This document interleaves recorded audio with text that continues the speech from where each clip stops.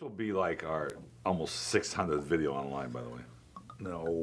Yeah. Really? Uh-huh. Are you kidding? Well, because part of it is we cut them up. So. Aren't I tired of this yet? Okay, this is our old buddies at Kunza, Sauvignon Blanc, Chilean Sauvignon Blanc, which we in like. as much as that chase water was so balanced in all that Lodi, and certain Sauvignon Blancs are very, very directional, and this is one of them. Clearly, Maule Valley. And that's what I love about Chilean Sauvignon Blancs. I really like these wines a lot. That's what they are. They've got such great acidity.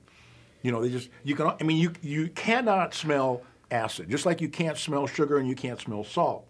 But you smell things in wines or in food that remind you of something that is salty or sweet or acidic.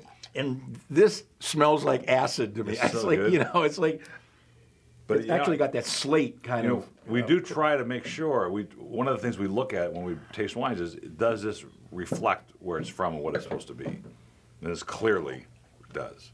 Because I think Merlot from Chile and Sauvignon Blanc from Chile are the flagship varietals, and always have been, always will be, particularly from the Maule Valley. Well, do you think I reflect Long Beach, where I was grown? You do, Ed. Sure, you do. And I think, and hot dogs as well, since your tenure at Der Wienerschnitzel. Yeah, which was 35 years ago. Well, so you can't downlive everything. Can't downlive anything. Outlive, downlive. I'm giving this 94. It's $18.99 on the shelf. It probably is around in some spots, but you can get more for $11.99, and it's $11.99 is a great deal, and I'm giving it a 96 because I really love it.